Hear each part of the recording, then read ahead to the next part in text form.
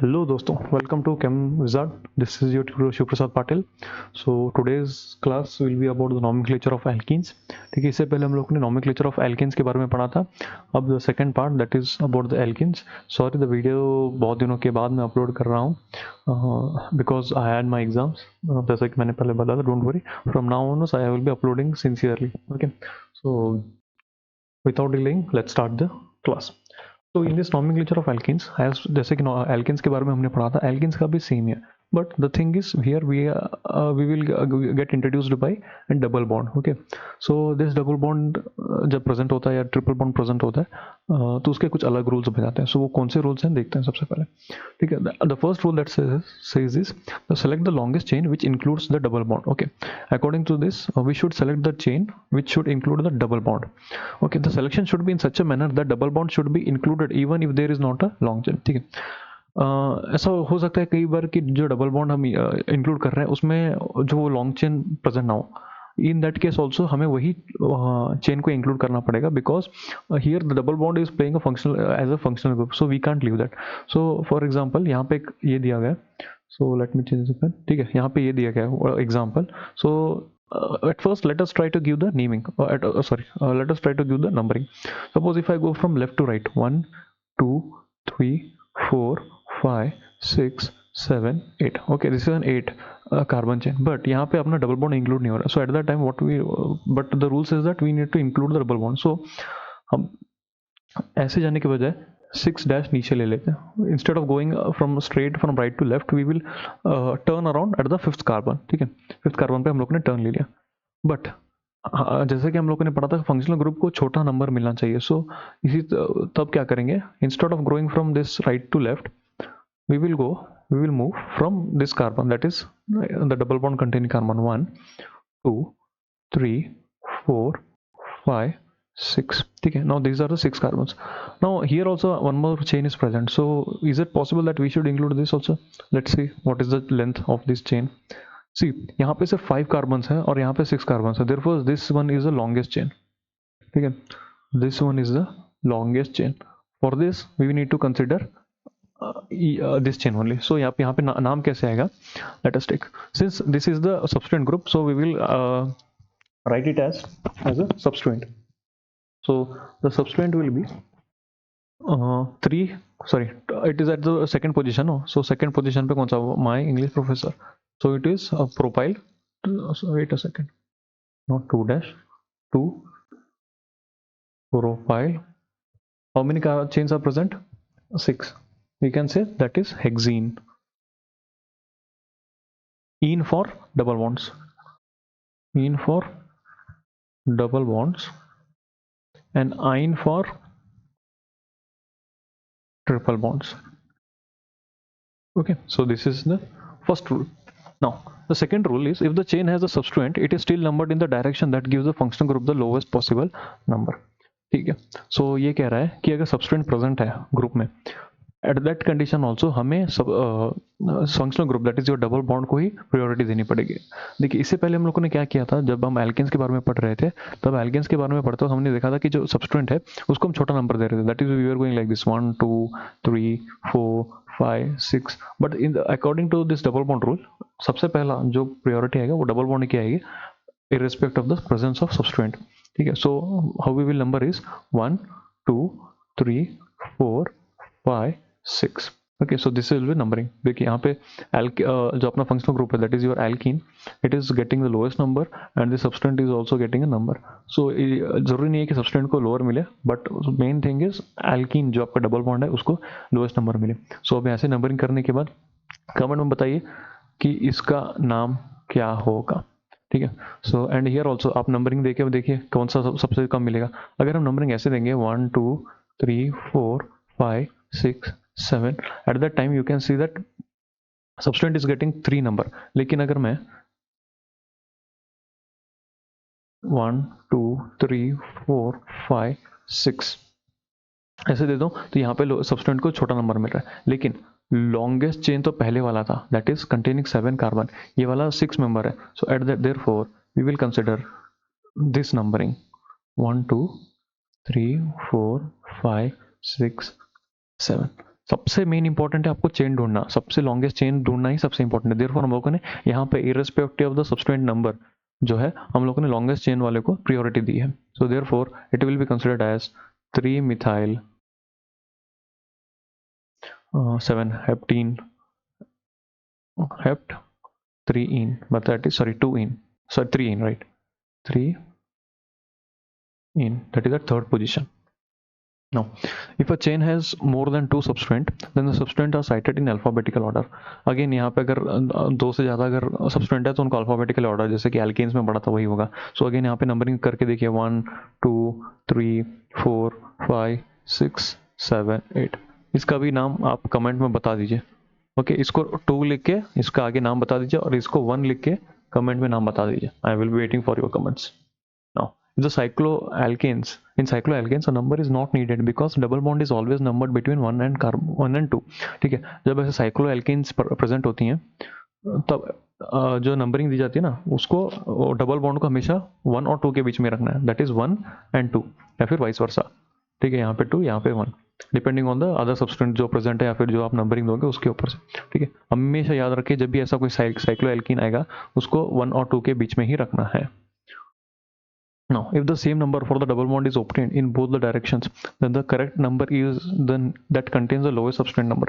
ठीक है, अब देखिए यहाँ पे क्या कह रहा है रूल, अगर आप जब आप नंबरिंग कर रहे हैं और जो डबल बॉन्ड है उसको दोनों तरफ से अगर नंबरिंग करने पे सेम नंबर मिल रहा है, एट दैट कंडीशन आपको क्या करना है, जो सब्सटेंट्स प्रेजेंट है उनका क्या पोजीशन का सम निकालना है और जिसका सम सबसे छोटा होगा वही नंबरिंग देना होगा।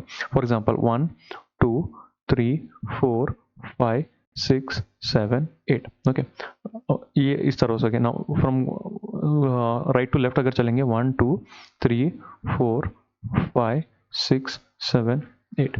नाउ अभी 4 पे पोजीशन पे आपको क्या मिल रहा है, डबल बॉन्ड मिल रहा है, यहाँ पे भी 4 पे मिल रहा है, यहाँ पे भी 4 पे मिल रहा है। सो देयरफॉर अब क्या कर देखना पड़ेगा हमें, एज पर द रूल हमें देखना है कि सबसे कम लोएस्ट सब्सटेंट कौन सा मिल रहा है, सब्सटेंट कहाँ प्रेजेंट है। अगर सबसे पहले अगर लेफ्ट टू राइट वाले पे जाए तो 4 पे एक सब्सटेंट प्रेजेंट है एंड 6 पे प्रेजेंट है, तो 6 + 4 इज इक्वल्स टू 10। और जब हम राइट से लेफ्ट की तरफ जाएंगे तो 3 पे एक मिल रहा है और एक 5th कार्बन पे मिल रहा है, सो 3 + 5 इज इक्वल्स टू 8। देयरफॉर हमारा जो सबसे नंबरिंग होगा वो राइट टू लेफ्ट होना चाहिए, not from left to right. So this is the correct way. No so the naming will be as per the 3,5 dimethyl 8 ना oct 4 in। So this is the naming. Now if both directions lead to the same number for the double bond and the same number for the substituents are ignored and double bond is given the priority।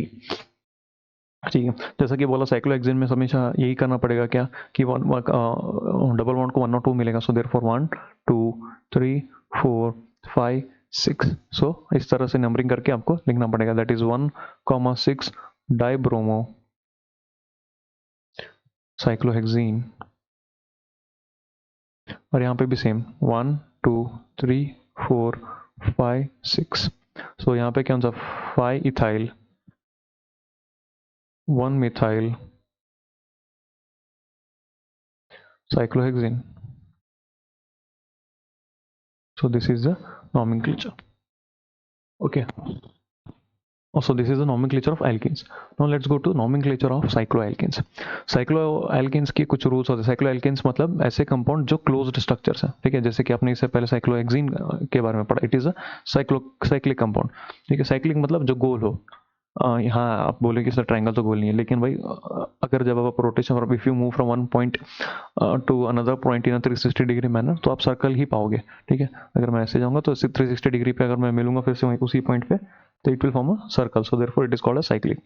Now so these are named adding prefix मतलब पहले उनके नाम जो original नाम है उससे पहले add करने से पहले प्रीफिक्स डाला जाता है, तो साइक्लो डाला जाएगा।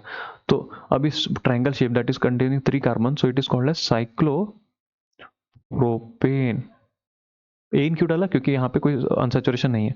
अब यहाँ पे देख लो साइक्लो लिखा सबसे पहले, प्रीफिक्स ऐड किया, कितने कार्बन है 6 कार्बन 1 2 3 4 5 6 6 मतलब कौन सा अपना हेक्स, और कोई सैचुरेशन नहीं है तो हेक्स एन हो गया, that is your cyclohexane, it is also cyclopropane. In the case of alkyl substituent the ring is parent hydrocarbon the ring is parent hydrocarbon unless the substrate has more carbon than the ring. In that case substrate is the parent chain. Now जब कोई आपका cyclic compound है, अगर उस पर कोई parent chain available है, sorry कोई सब्सटेंट अवेलेबल है, हाँ ठीक है, तो उसमें नंबरिंग कैसे देना होगा उसका बारे में ये रूल बता रहा है. सो यहाँ पे कंडीशन ये है कि अगर आपका जो सब्सटेंट है, सब्सटेंट में मोर नंबर ऑफ कार्बन है, if substituent contains more number of carbon then your cyclic compound, at that time the parent chain will be your substituent. अगर साइक्लिक कंपाउंड में ज़्यादा कार्बन नंबर्स हैं then your substituent, at that time it is a parent chain. For example यहाँ पे देखो, यहाँ पे cyclic compound में कितने कार्बन है? 6, क्योंकि हेक्सेन 1 2 3 4 5 6, और यहाँ पे सब्सटेंट में 1 2 3. अब साइक्लिक वाले कंपाउंड में ज़्यादा कार्बन है, therefore it will be considered as your parent chain. So numbering कैसे देंगे हम यहाँ पे? वी विल गिव नंबरिंग, जहाँ पे सब्सटेंट जुड़ा है वहाँ से 1 ले लो. 1 2 3 4 5 6 6. सो 1 propyl cyclohexane, 1 propyl cyclohexane was your name of this compound. अब यहाँ पे देखो, यहाँ पे जो साइक्लिक कंपाउंड है उसके पास सिर्फ 3 कार्बन है, ठीक है, और यहाँ पे जो सब्सटेंट प्रेजेंट है इसके 1 2 3 4 5. सो देयरफॉर यहाँ पे कंडीशन क्या होगा? Your parent chain will be your substituent. देखिए 1 2 3 4 5. So this will be your parent chain. क्यों? क्योंकि रूल में ऐसे ही बताया गया कि हम लोगों को ये करना. तो अब नेमिंग कैसा होगा? यहाँ पे जैसे 1 कार्बन पे दिया है, तो 1 कितने कार्बन है इसका साइक्लिक कंपाउंड पे? 3. सो देयरफॉर सिंस साइकिल है तो साइक्लिक है तो साइक्लिक लिखना ही पड़ेगा. साइक्लो 3 है ना, तो 3 प्रोपाइल कितने? 5 carbon. So therefore it will be considered as pentane. ठीक है, ज़्यादा टफ नहीं है. अगर सब्सटेंट में ज़्यादा प्रेजेंट है साइक्लिक कंपाउंड से, so parent chain will be your substituent. अगर साइक्लिक कंपाउंड में ज़्यादा प्रेजेंट है सब्सटेंट से, at that time substituent will be your cyclic will be your parent chain. Now if there is more than one substance on the ring, the substances are represented in alphabetical order. ठीक है, अगर एक से ज़्यादा है तो alphabetical order लिखना पड़ेगा, सेम जैसे कि आप एल्किन्स और एल्किन्स में आपने किया था. सो उसी प्रकार यहाँ पे आपको बताना है, यहाँ पे भी आपको एक कमेंट करके बताने दोनों कंपाउंड के नाम. ठीक है, इसका भी नाम और इसका भी नाम कमेंट सेक्शन में बता दीजिए. वो 2 पहले 1 2 थे, इसका 3 लिख दो, इसका 4 लिख के बता देना कमेंट में. If the ring has 2 substituent then the number is given in the alphabetical order. ठीक है, अब समझ लो, अब यहाँ पे 2 सब्सटेंट प्रेजेंट है, तो किस तरह से नंबरिंग दोगे? यहाँ से दोगे कि ये इस कार्बन से दोगे? तो एट दैट टाइम हमें अल्फाबेटिकल ऑर्डर देखना पड़ेगा. जो सब्सटेंट प्रेजेंट है उसका जो अल्फाबेटिकल फर्स्ट अल्फाबेट आएगा वो. अब ये वाला मिथाइल ग्रुप है, ये वाला मिथाइल है, और ये वाला इथाइल ग्रुप है. So therefore E comes first then the M. So therefore numbering ऐसे आएगी 1 2 3 4 5 6. So this is will be your numbering. So at that time we can say that 1 ethyl, 3 methyl, 3 methyl cyclohexane. Okay guys, so this was the nomenclature of what your alkenes as well as cyclic compounds. ठीक है, so we will meet you in the next video. Thank you and Jai Hind.